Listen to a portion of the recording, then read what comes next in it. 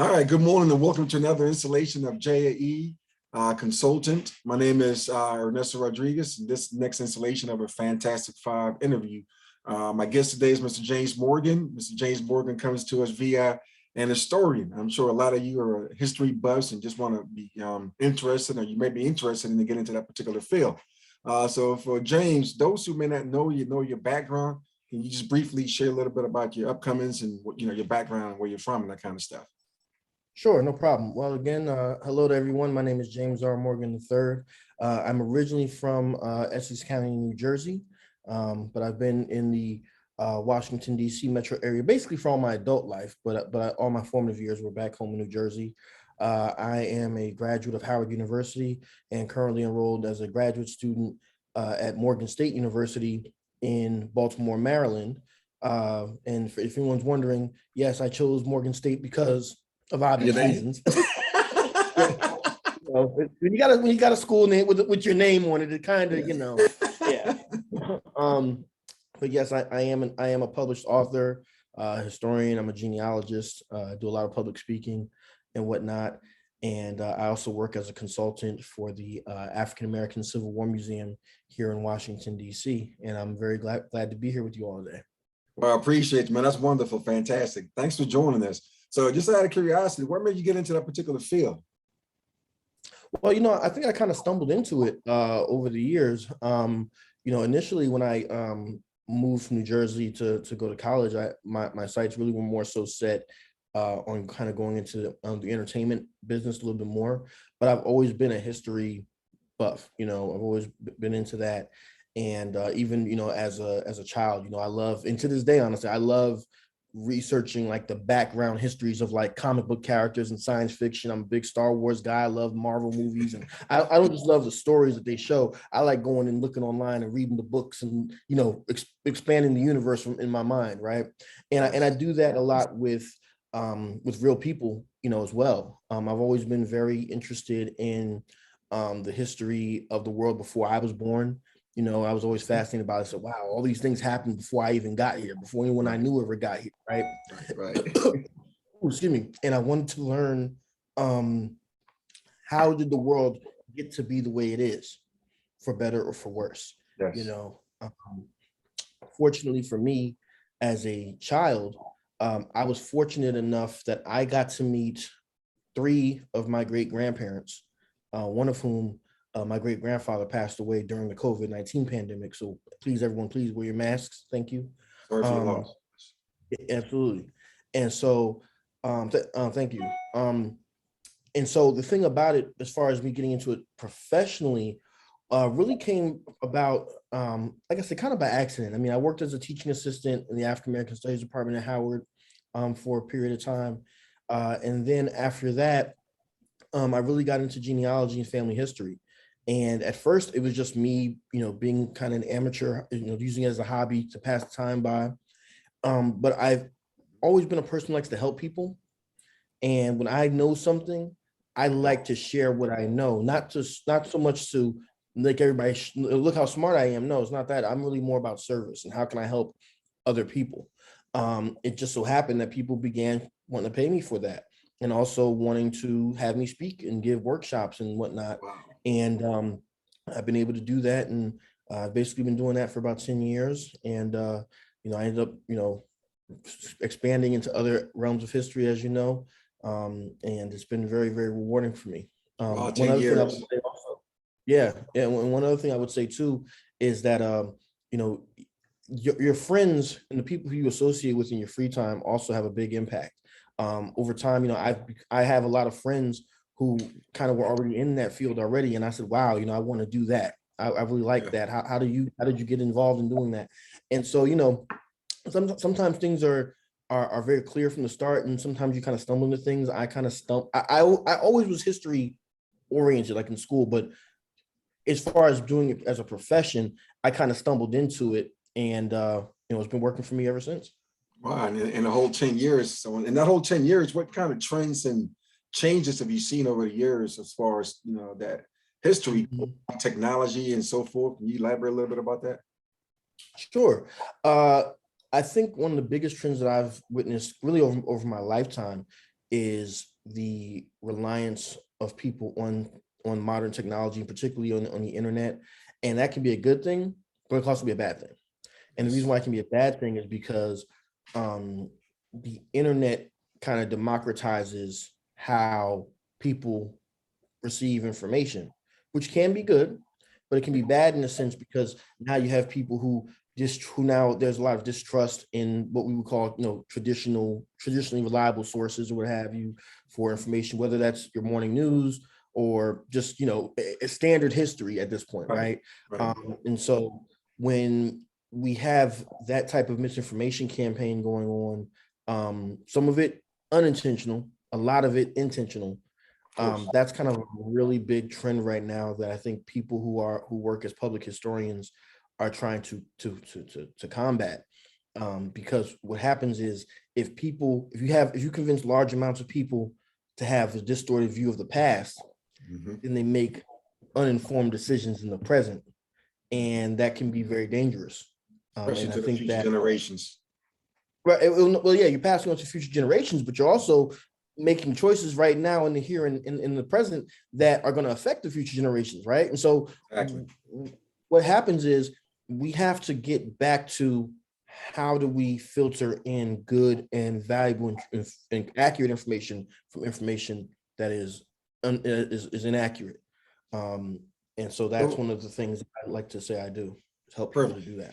And that's great. So what in that case, then what would you say makes for the best historian then?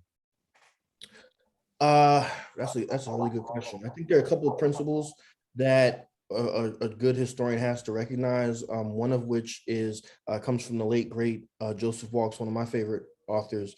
He always said, "Verify, verify, verify." Yes. You take anything that's value, continue to cross-reference your sources, et cetera, et cetera. I think having a sincere search for the truth is always important. Yes. You may, let's just say, for example, I'll use one of mine. I have a relative of mine who, when I was researching his life, he was a criminal. He worked with Al Capone at one point. Like, this guy was a criminal. He's still my relative. Right. We can love him, and there's a lot of positive stories about him, but he still committed these crimes. He still robbed people and did things. So what I'm saying is, if you want to be a historian, you have to have the ability to be as objective as possible. It doesn't mean you're going to be 100%, but you have to be as objective as possible and tell the facts as they were, not what you wish they were. Right. Tell the facts as they were. And that brings me to the next question then. How do you best serve your customers or your readers in that sense? And I hear you talk about you have to have the facts. That is so critical. And I heard somebody once say that the first people to document history are reporters. And I feel a certain sense of understanding that, because I looked at certain reporters who I've known throughout my childhood. When they speak, I don't trust what they say. So definitely, I respect that. So yeah, how do you best how do you do that? How do you best serve your community, your clients and so forth, just your readers? How do you best serve them? I think the best way I do that is it starts off with what I just said. I try my best to tell the truth as I know it to be. I don't portray myself to be the end all be all. And one thing about myself, if you read anything that I write, if I don't know the answer, I will tell you I don't know the answer. Maybe someone else will find it. I tried, I couldn't, and I'm very big on that, because I think in the world of history, as well as journalism and just modern politics and things of that nature in general, we have a lot of people who, because of ego or what have you, they have an answer for everything. I'm always very suspicious of people who have an answer for every single everything, right? I don't. There are people who know me who would say that I think I do. No, I don't. When I don't know something, I will tell you I don't know, but I'll tell you, well, this is what I believe based upon the information as I know it to be. Yeah. And so I think that is a bigger service to my readers than anything, because for me, history is a conversation through time, through space, through generations. And so the person who finds the answer may not even be born yet. They might not be for 2, 3, 4 generations from now. Right. But what I want them to do is to go back and read something that James Morgan said and say, oh, that's interesting. And now they're thinking, now they're asking the right questions. Maybe they're asking different questions than I thought of, and they come up with the answer, and society is better served, even if I don't live to see it. But at least I had a part in that because I got them thinking and going in a certain direction. Or maybe even they may even ask the right question because they say, oh, James, what was he talking about? It's the exact opposite. That's okay. And that's okay. It's fine. It's not about me being right. It's about us getting to the accurate information. Facts. So, and you dropped so many jewels already. So just one more. What advice would you give to someone getting into the field today? I'm interview right now here, James Morgan speaking. That sounds interesting. How do I get into, what do I need to do to get into that field today? Well, I would say that a couple of things. One is that you don't necessarily have to have if you don't have a formal education in history, it is very valuable. I won't say it's required, but it's valuable. Even if you haven't gone to college or you haven't gone yet or what have you, you can always, do that. But you can still, even if you don't, join your local historical society, research your family history. I should have said that first. Research your family history. That's a great way to kind of get those skills up. Join historical societies, genealogical societies. Also, if you are interested in writing, the best writers are readers first. Read as much as possible, especially on subjects that you like to know, that you want to learn about or write about, because that you can I make myself an expert in something before I write a single thing. And speaking of writing, if you would like to write, the saying I say almost every day is, when it comes to writing a book or article, anything, the hardest part is page 1. If you don't start writing, you'll never get to finish it. So start writing, start putting your notes down, go explore, go to visit the museum. If maybe you have to get on a plane, train, camel, whatever, to go visit some historical site or what have you to do your research. That's okay, but get it done, No doubt. But if you don't get started, you'll never get finished. That first page should be blank forever. So last question, and this one, some of the young people like to say it's a crispy one. And obviously we all accumulated wealth. We got money, we got houses and all this kind of stuff, right? But aside from that, if you were able to pass on 3 principles for succeeding in life, or as an historian in business, whatever, right, to the next generation, what 3 principles would those be, and why? Wow, that's a big one. I guess the first one that I would say would be always be mindful of those who you have around you, because you're only going to be as successful as the people you keep in your circle. So if your friends are all straight A students, guess what you'll probably be? You'll probably be a straight A student or close to it. If all your friends are car salesmen, there's a high chance that you might end up being working in the cars. Guilty by association. Yeah, guilty by association, right? So always be mindful of who you have around you, what you have going on. Number 2, I would say is always be willing to invest in yourself. Take a risk. Always, I always like to say that in order to be number 1, you have to be a little odd. So if you're never going to be successful by always following the trends and what everyone else is doing, because everyone else is going to be everyone else. You want to differentiate yourself in what you do with your time, as much as possible. And lastly, and I guess this one might be my favorite one, I always say work hard so you can play harder. There you go. You got to work hard. You can get to the fun stuff. Those things will be there. That's right. And I like to have fun. I don't like to, a lot of people think, oh, he just sits around and philosophizes all day. No, I like to have fun. I like to go dancing and whatever, but I work very hard so that when I do have free time, I can do what I want to do. That's right. That's wonderful. That's powerful, June. Thank you for that. Now, I'll be remiss, and I already know, and that's probably in large because I know you, but I'll be remiss from my audience and my viewers if I didn't ask about your polo shirt and the symbol on it. What does it mean? And also, while you're on that, I'd like you to take a minute and share your book. I know you're a published author, so you can just talk about that briefly as well. Sure. Well, this shirt here is for the Phylaxis Society. It's a research organization that's dedicated to researching the history of African American or Prince Hall Freemasonry, which is a fraternity that you and I share and very proud of, and whatnot. And speaking of which, I actually published my book, which is The Lost Empire, Black Freemasonry in the Old West from 1867 to 1906.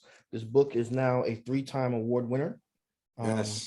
Very proud of, thank you. So the book won the Charles H. Wesley Medal of History from the Phylaxis Society, which is the highest award given to historical works in this organization. It also won the Phyllis Wheatley Book Award for nonfiction biography in 2020. And recently, and by recent, I mean, it's so recent, I haven't even received the award yet.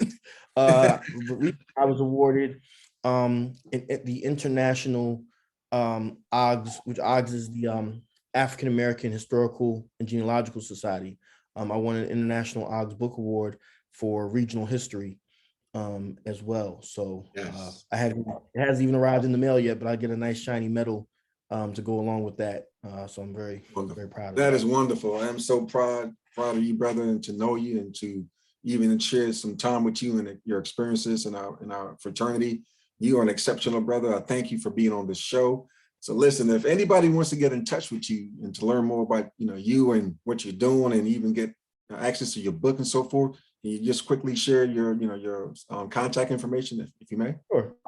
Sure. If anyone wants a copy of the book, they can just go to my website. It's jamesrmorgan.com. Again, that's jamesrmorgan.com. You can't forget it because it's right there on my name is right in the book. So yeah, definitely check it out. And again, this book is just evidence of what I was saying before about how you invest your time. That it took me about 4 years to write. Initially, I did not plan on writing a book, but I was able to do it because time, patience, and perseverance are able to accomplish all things. And I'm very thankful.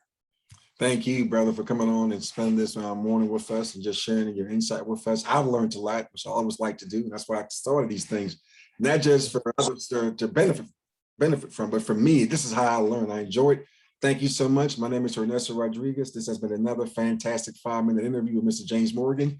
We see you on the next episode. Thank you very much. Have a great and fantastic day. Bye-bye.